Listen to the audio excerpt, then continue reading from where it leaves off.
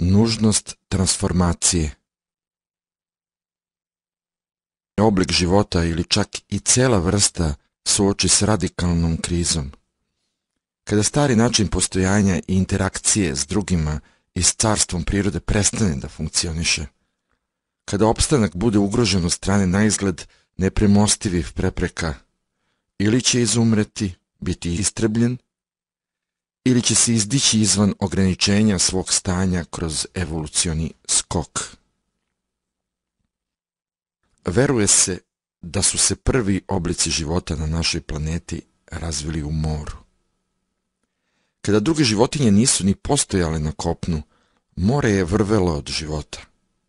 Verovatno je u jednom trenutku jedno od morskih stvorenja počelo da izlazi na kopno.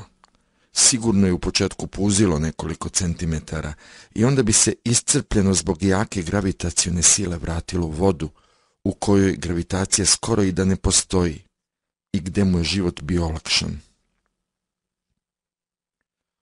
Onda je pokušalo ponovo, a mnogo kasnije prilagodilo se životu na zemlji. Razvila su mu se stopala umjesto peraja, a pluća umjesto škrga. Mala je verovatnoća da bi neka vrsta krenula u tako smeo poduhvat i prošla kroz evolucionu transformaciju, osim ako nije bila primorana na to usled izvesne krizne situacije. Mora da je postojala velika morska površina koja je naglo odsečena od glavnog okeana, u kojoj se voda postepeno povlačila tokom 1000 godina i primorala ribe da napuste svoje okruženje i evoluiraju.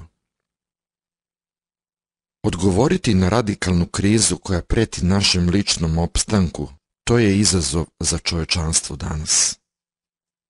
Disfunkcionalnost egoičnog ljudskog uma, prepoznata još pre 2500 godina od strane starih mudrih učitelja, a sada uvećana naukom i tehnologijom, po prvi put preti opstanku planete.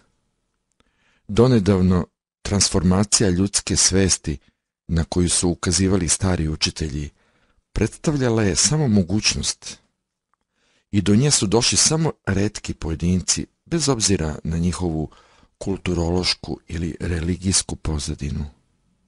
Nije došlo do rasprostranjenog cvetanja ljudske svesti jer tad još nije postojao imperativ za tim. Značajan deo zemljine populacije uskoro će shvatiti, ako već i nije, da se čovečanstvo suočava s teškim izborom, evoluirati ili umreti. Još uvek relativno mali procenat stanovništva, ali koji se svakim danom povećava, u sebi osjeća raskid sa starim egoičnim obrascima uma i rađanje nove dimenzije svesti.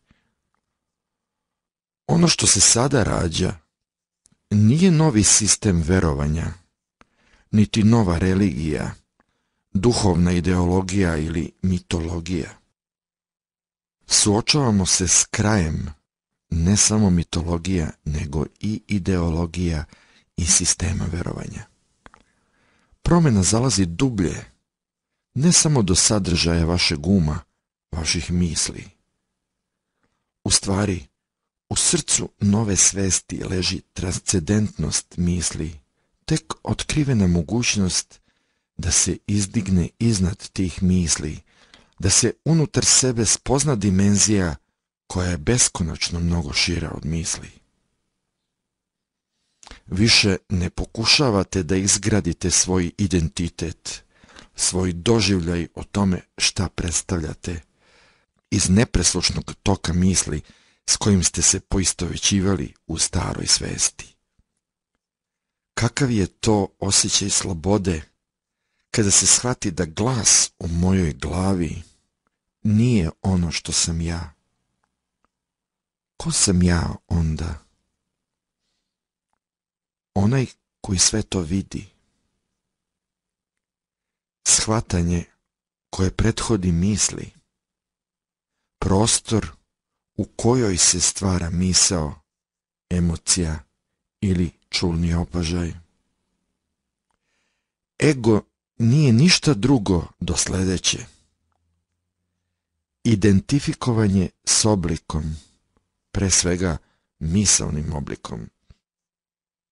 Ako se zlo može predstaviti, a može, ali samo relativno, ne apsolutno, to je istovremeno i njegova definicija.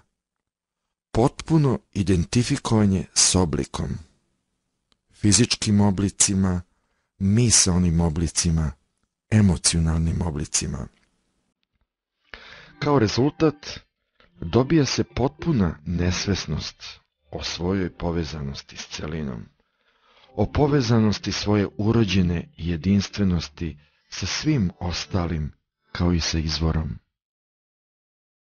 Ova zaboravnost je prvi greh, patnja, obmana. Kada ta obmana o konačnoj razdvojenosti leži u središtu mog razmišljanja, govorenja i delanja i upravlja njima, kakav to svet ja stvaram? Da biste našli odgovor na ovo pitanje, posmatrajte kako se ljudska bića odnose jedna prema drugima. Čitajte istorijske knjige ili pogledajte večerašnje izdanje vesti. Ako strukture ljudskog uma ostanu nepromenjene, iznova ćemo stvarati u osnovi isti svet, isto zlo, istu disfunkcionalnost.